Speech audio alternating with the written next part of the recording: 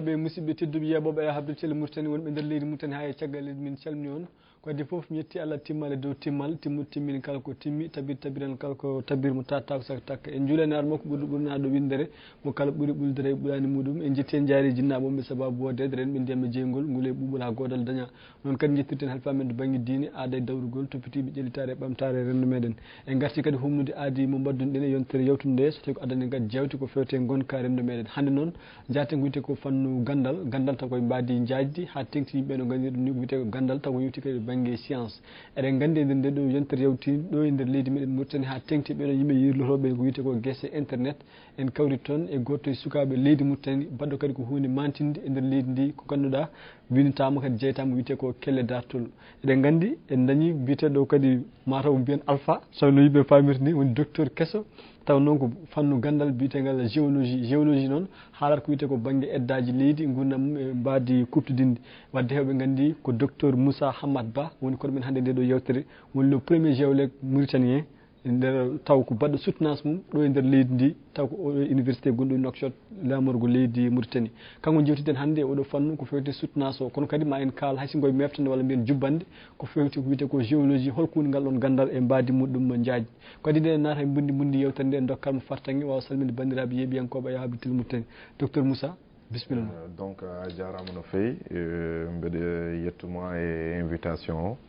kadi mbeɗa yetta bandiraɓe kala e nder leydi Mauritanie saabu guila dañmi diplôme o machallah ko wonɓe Mauritanie ha wonɓe caggal leydi foof ne félicitami hen donc mbeɗa sikki tan oɗo occasion joni ko occasion remercie deɓe wideɓe ɓe jarama kadi duwawuji mabɓe yo hawre amin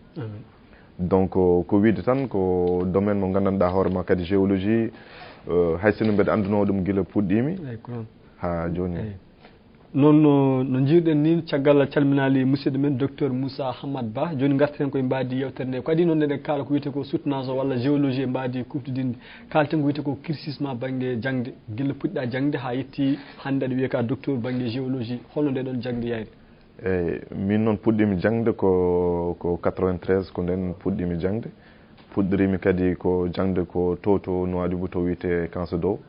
école 1 et école 2 fof mi jangui ɗon ha kemmi entré en 6e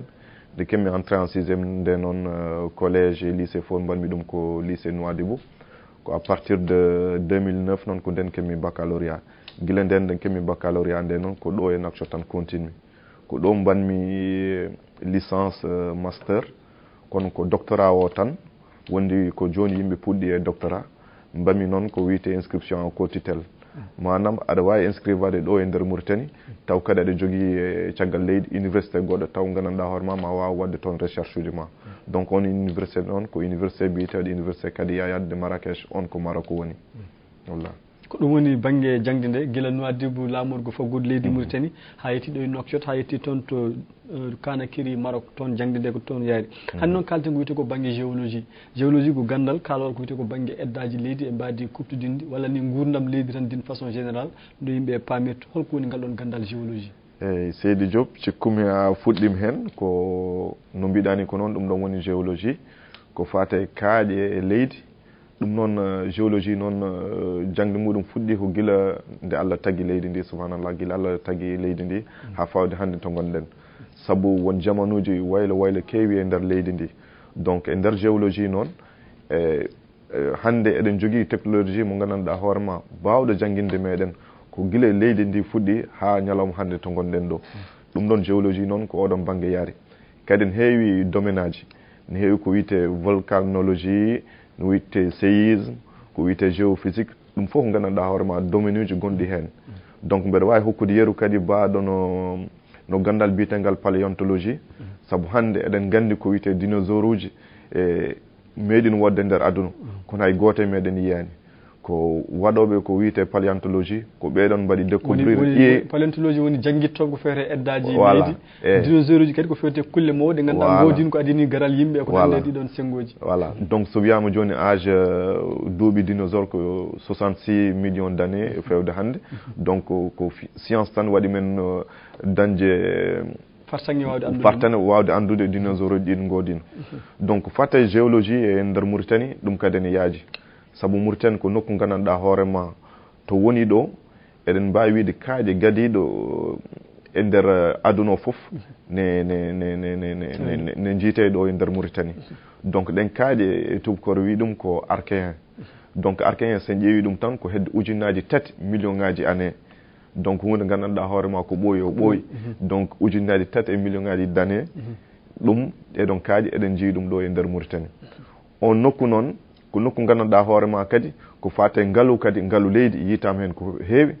ko fate fer ko jamde ko fate or kanŋe ko fate uranium ko fate platine ko fate chrome fof noon ne yiite nder ndi leydi gandanɗa hoorema voilà ne yiite ndi leydi gandanɗa hoorema wiyetede archéen kadi ko yimɓe il faut kadi ko paama kadi archéen gandanɗa hoorema kala ngaalu yiitetede nder leydi ko plus de 90% koye archéen woni manam hay sinno ngaalu ene woodi leyɗele goɗɗe gonɗe e nder Mauritanie ɗe ko 10% tan e ko wayi noon donc 90% e nder aduna o fof yiita koye nokku wiyeteɗo archéen walla terrain ji biyeteɗe archéen walla leydi wiyetede archéen ndi mo kalmi ɗo ndi sako leydi ɓurdi heerade banggue jamɗe ko abbiti ɗin fannuji voilà ko noon kadi ko yimɓe yo paam kadi en fonction kadi ko neɗɗo ɓurata sohlude sabu hande sa yiiɗi ƴewde to pétrole woni to gaz woni a wawa yaade ɗon kadi sabu pétrole e gaz kañum wonen koye leydi wonde wiyetede leydi sédimentaire wiyete koye bassin sédimentaire woni kette gonode nder ndiyam surtout kadi ne wawi wonde nder ndiyam ne wawi wonde nder ndiyam comme kadi ne wawi kadi wonde e nder ceenal donc ɗum woni langage technique biyeteɗo offshore et onshore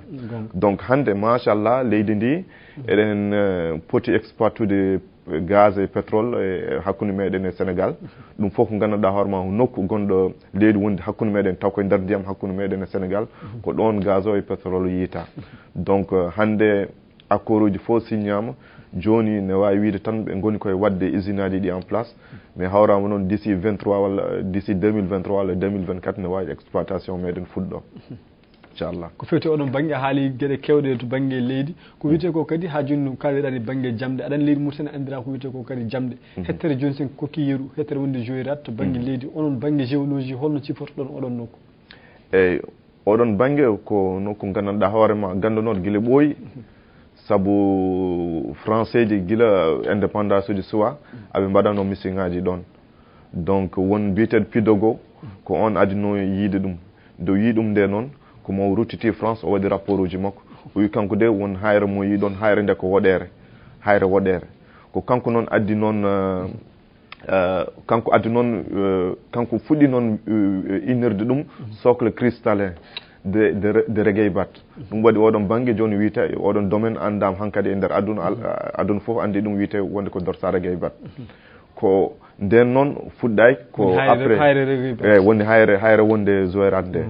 exploitation noon fuɗɗi noon ko après deuxiéme guerre mondiale saabu eɗen gandi guerre mondiale o machallah waɗi mayɓa ha heewi kadi ko fate maadi kadi boni ha heewi to Europe donc nden alay sago France kañumne par ce que kamɓene ɓe bondirama ko heewi alay sago noon ɓe puɗɗo hankkadi maadude leydi ndi foof ɗum waɗi noon ɓe lance campagne pour arde exploitude hayre wonde Joyrate nde donc nde fuɗɗino nde noon wonno consortium biyeteɗo MIFERMA yeehi ha hedde 1984 ko nden hankkadi Mauritanie ƴeftir hen paaruji kewɗi watti ɗum sinim Mauritanie wallah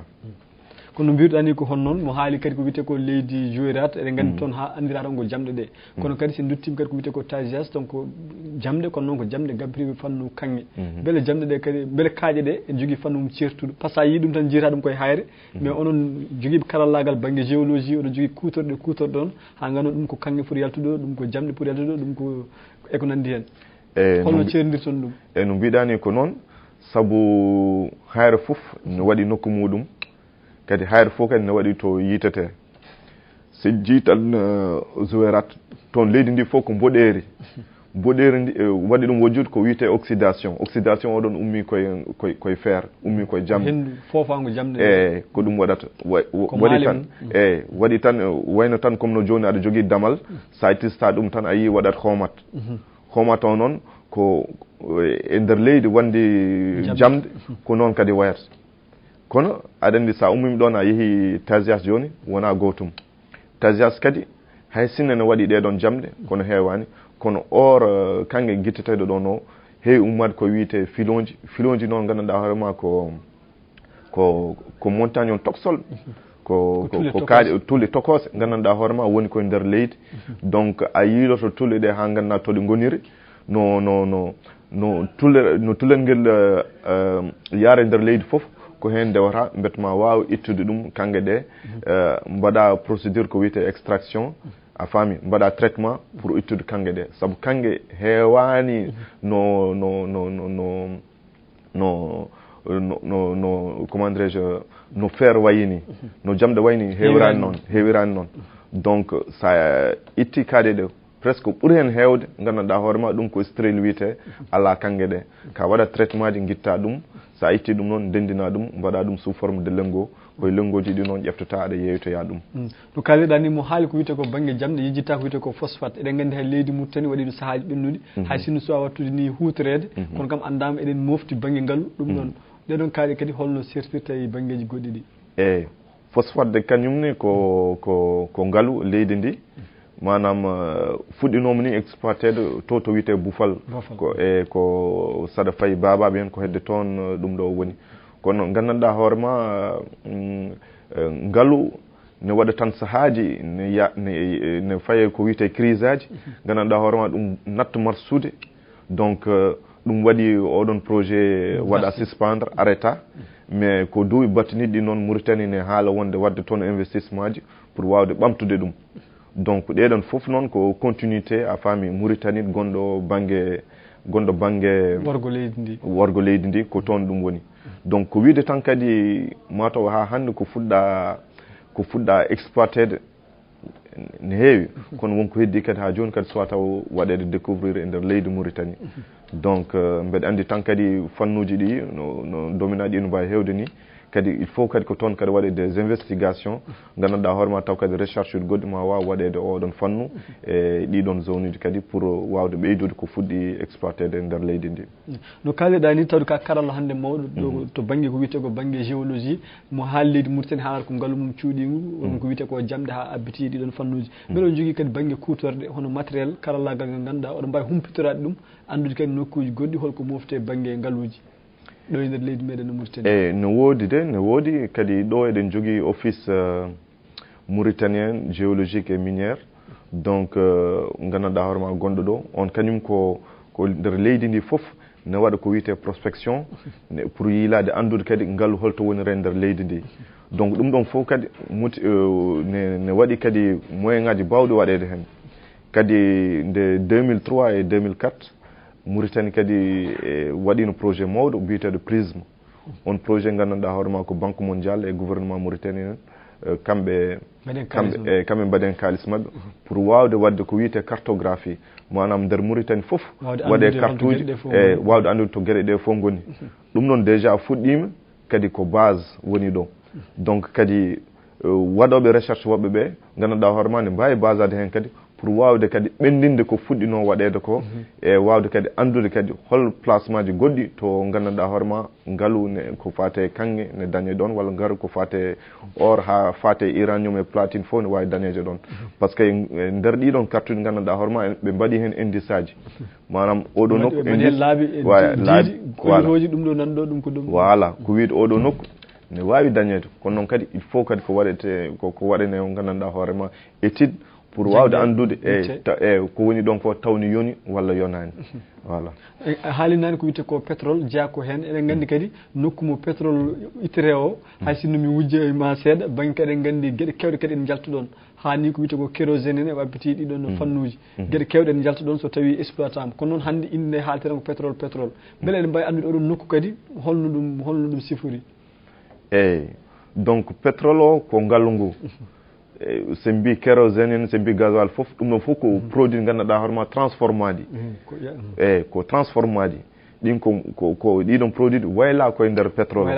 eyyi kono pétrole so mbi pétrole o ko noon tan exploiterte noon eyyi kañum woni inde nde fof mi heddoto noon ko ɗo mi sowa taw andude tawi noon projet entre Mauritanie et Sénégal o tawa programme mi wadde ɗo raffinerie gandanɗa hoorema taw ne wawi waylude ɗum mi sikkani taw mais joni kam toɓe jarat ɗo kam ko pétrole o walla gaz o so exportama noon neddete ko caggal leydi ko toon waɗete ko wiyete raffinage ko nder raffinage o noon hankkadi ƴefte hen hunde waɗe kérosone pour avion ŋaɗi hen hunde waɗe gasoil e produit ji gummiɗi fof gandanɗa hoorema koye transformation muɗum watte kono gaz o noon kam on ko gaz brut woni tan gaz mo yimɓe utilisata ko on ƴeftete tan ma taw raffiné hankkadi waɗe nder distribution ji e réseau ji pour wawde alimentude nokkuji mo gandanɗa hoorema signuɓe partenariat e ɗum ɗo pour wawde liggorade gaz o paɗen hankkadi koye hojomaji meɗen cakkitiɗi bandiraɓe musidɓe tedduɓe yeɓoɓe aya haɓre télé Mauritanie woni koɗo men hannde yewtere nde kono mbiruɗen ni ko karalatoɗo biteɗo docteur Moussa Hamad Ba mo ganduɗa hoorema kanko woni géologue gadano baɗɗo soutenance mum ɗo e nder leydi Mauritanie en mbiyat noon kanko woni géologue gadano e Mauritanie Mauritanie jogui hewɓe kono kanko woni gadano kam piilade ɗo e nder leydi men ndi ko oɗon soutenance garanten caggal kircisement scolaire ha juɗɗani duuɓi kewɗi a janggani sababude doctorat o alano ɗo e nder leydi meɗen Mauritanie holno soutenance o yayri kañum de ko noon tan par ce que soutenance kam namdi tan ko karallagal ma gona katanke no fewi saabu ne juuti saabu fuɗɗade hunde guila 2015 gaynude 2022 duuɓi jeeɗiɗi aɗa wona recherche ɗum ne juuti kadi namdi ko muñal il faut kadi muñal ngal wona ɗon nde mbawa wadde ɗum saabu enen leydi meɗen walla Afrique de l'Ouest fof gonɗen koye mbiyeɗen ko pays ji gonɗi en voie de développement donc ko heewi en mbawata dañde ɗum ɗo alay saago tan mbawa ko mbawɗa wadde ɗo analyse uji mbaɗa ka wawa wadde kadi ko caggal leydi tan mbawata wadde ɗum alhamdulillah rabbil alamina kam min Allah waddi kam gandanɗa hoorema koye professeur am gonɗo ɗo biyeteɗo Lo Kalidou ko on wonno directeur de thèse o kadi mi wawa yobdame hen saabu kanko koye relation ngaji makko hande nde mbawmi wadde soutenance oɗo thèse saabu relation ngaji makko nawi kam Maroc nawi kam Canada nawi kam France nawi kam Algérie nawi kam ha Sénégal donc ɓeɗo ɗum ɗo fof ko gandanɗa hoorema voilà ko wettoji gandanɗa hoorema saabu aɗa sohla wadde analyse tawa wawa wadde ɗum ɗo ko banggue goɗɗo mbawata wadde donc ɗum waɗi noon hunde gandanɗa hoorema nde il faut que patience wona hen patience woni hen kadi ne namdi kadi doole seeɗa gandanɗa hoorema ko finance ngaalu saabu doctorat il faut ko mbawa joganade ɗum financement nde mbawa wadde ɗum kadi ko famminde tan kadi hande hay sinno jangde nde wonat koye français kadi ma mbawa kadi anglais no fewi saabu min ma taw chapitre ɗiɗi e nder thèse o pratiquement ko en anglais rédigea donc saabu hande recherche o domaine o ɓuuri yarude ko anglais hande ko anglais ga wawi dominde aduna o foof kala kaɗa waɗa recherche que ça soit scientifique il faut ko mbawa anglais saabu hay sinno aɗa waɗa des publications koye anglais mbatta ɗum ewo baɗo doctorat joni noon avant waɗa soutenance il faut ko waɗa publication donc sa wawa anglais ma dan hen caɗele no fewi ko wiide tan kadi hoto décourage yimɓeɓe saabu min nde puɗɗimi nde ko anglais élémentaire tan joginomi komi waddata hen tan mi winda en anglais mi totta yimɓe corrigane kam ɓuurɓe wawde anglais corrigane kam ha ɓen so gani corrige mi nawa ɗum to professeur uji mbawa kañum en kadi corrigane demi nde fuɗɗo neldude ɗum e revue ji ɗi donc alhamdulillah nde mbaɗami thèse o nde kam mi dañi publide article uji ɗiɗi e gandanɗa hoorema e journal uji e gandanɗa hoorema international uji won article goto publie ɗum koye arabian journal donc article keddiɗo noon publie ɗum koye african journal noon ko journal gandanɗa hoorema toppitiɗo ko fate géologie fo e nder Afrique on journal hande woni ko Angleterre ko anglais ji jogui ɗum saɗa nelde ko toon neldata ko kamɓe noon jeera ɗum pour wawde publiandema article o voilà kono ɗiɗon revue ji woni ɗeɗon jayde bindeteɗe holno jokkodirta e maɓɓe ha mbawa publide hen ko waɗira tan pour étudiant ji walla ala ko neɗɗo binduɗo bindane fate science foof ne wawi wadde ɗum nder hen e kañum joni ko binduɗo bindane ko fate science foof donc revue ji sa ƴeewi tan internet a ƴeewat sa cliquer tan revue ji ko fate domaine ma yi hen ko heewi joni noon chaque revue noon ne jogui style muɗum donc ɓe mbima par exemple saɗa yiiɗi minen min publianma ko ni bindirta il faut que l'erreur o ni donc anne kadi il faut ko mbaɗa koɓe mbi ko ɓe mbawa publide donc kamɓe joni soɓe publie noon article ma kamɓe ɓe jeytat ɗum min joni article ɗum mi publie mi ɗi mo hokkiɓe droit ko kamɓe jeytat ɗum a faami so wona noon copie ji moɓe dokki kam mino ko kamɓe jeytat ɗum sa sohli ɗum a sodat ɗum sur le net a waɗat hen carte ma bancaire coda journal uji ɗi après mbawa noon utiliser ɗum ko noon publication l'erreur to banggue kadi ngaalu ngal jaa hutorade ngam wawde yaade ɗeɗo leyɗele foof beele ko leydi mum tan hokkuma bourse walla ala kala hen leydi jaaɗa saɗa yaha leydi gondi ko ɓeɗon mbaɗatma feere no jaaruɗa donc o question ko question gandanɗa hoorema mbeɗa fanno ɗum Allah waɗi kam nde puɗɗimi nde première année yam nde ko ambassade de France hokkuno kam bourse mi dañi waɗede 6 mois e nder Maroc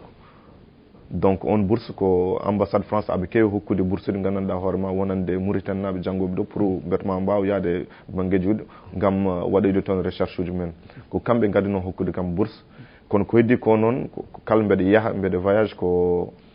moyen ngaji am presque mbaɗatmi hen bandiraɓe rane an moyen ngaji voilà donc mi waɗa hen mi yaaha mi voyage ça dépend noon comme kadi wonde toon kadi weeɓani mi yahat kewmi yaade tan mi waɗa toon lewru walla lebbi ɗiɗi mi arta ɗo e Mauritanie kadi ko mbawmi wadde ɗo mi continue ɗo hami dañi kadi opportunité ruttoyade mi wawa kadi ɓendinde ko puɗɗinomi wadde ko guila 2015 ha 2022 foof aɗa jokkodiri ɗiɗon professeur uji kala kaɗa waɗa hen foof saɗa fofto hen saaji kadi foof oɗon jokkodiri ɗiɗon fannuji aɓe ndeynima ha mbima ko ni ha yetti oɗo ñalawma joni wallah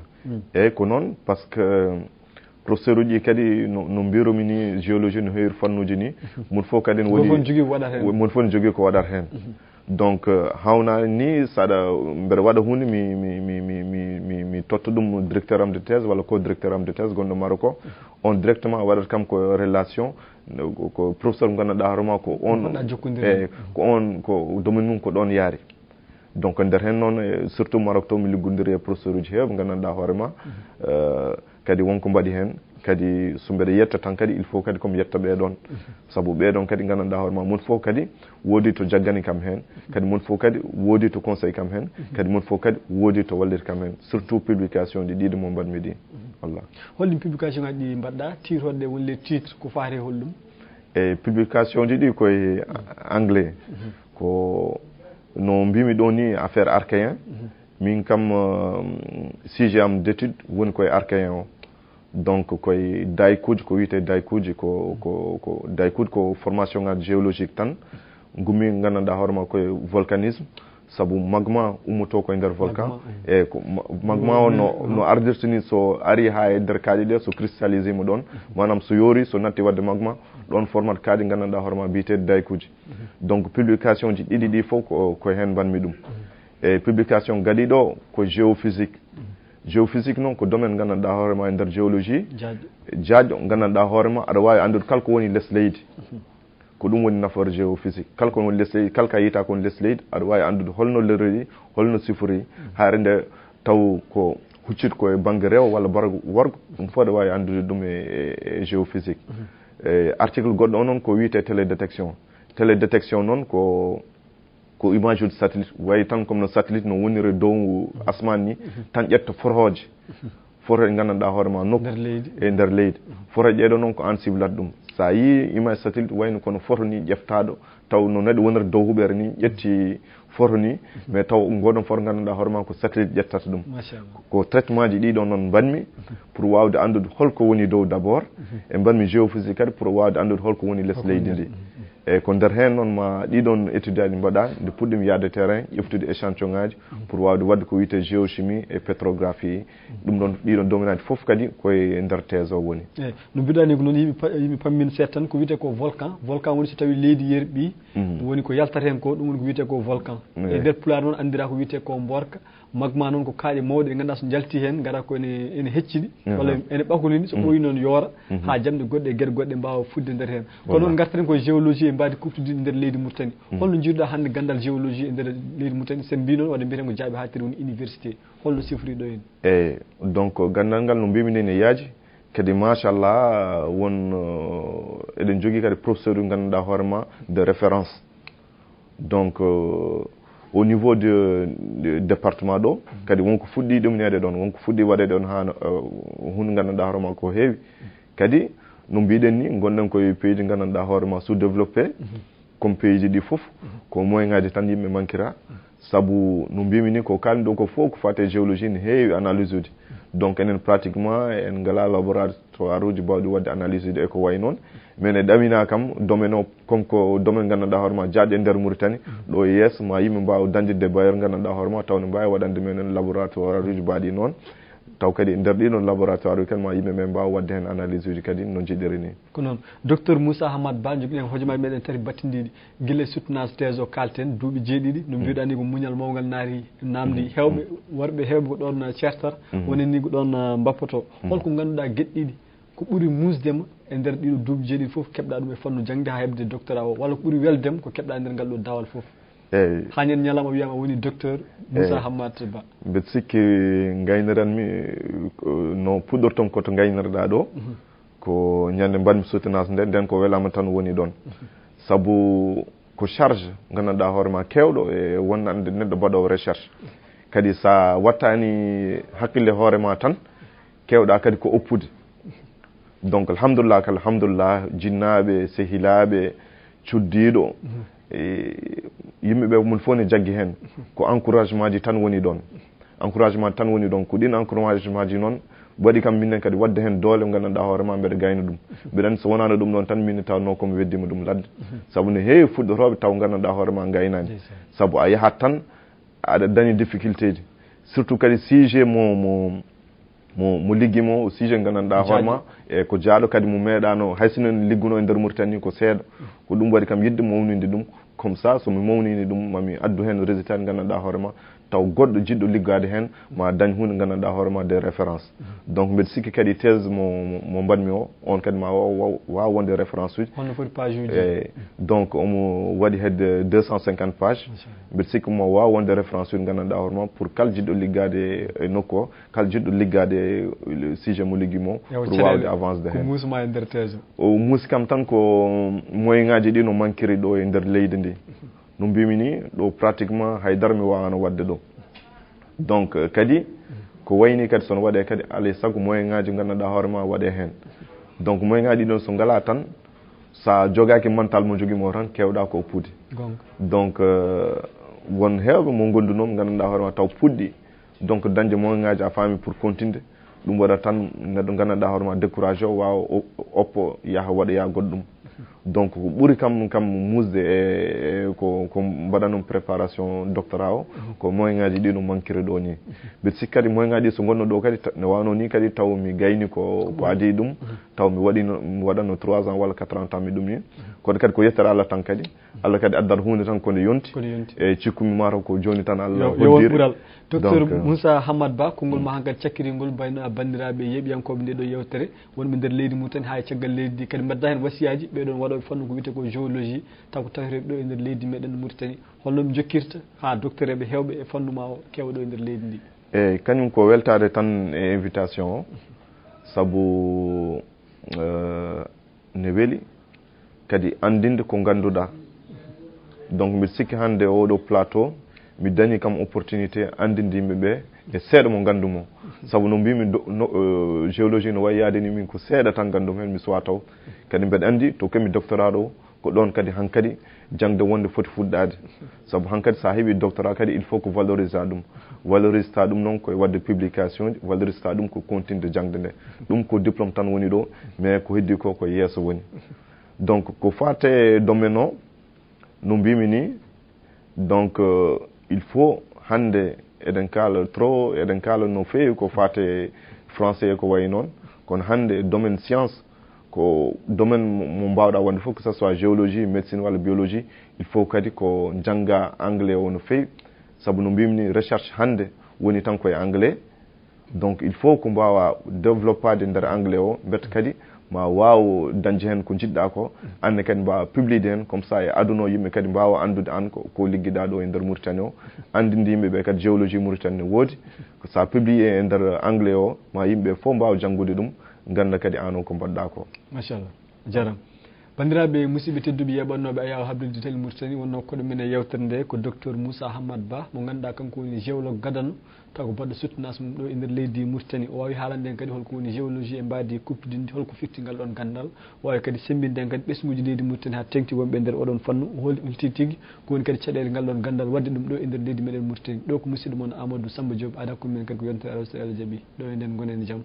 on jarama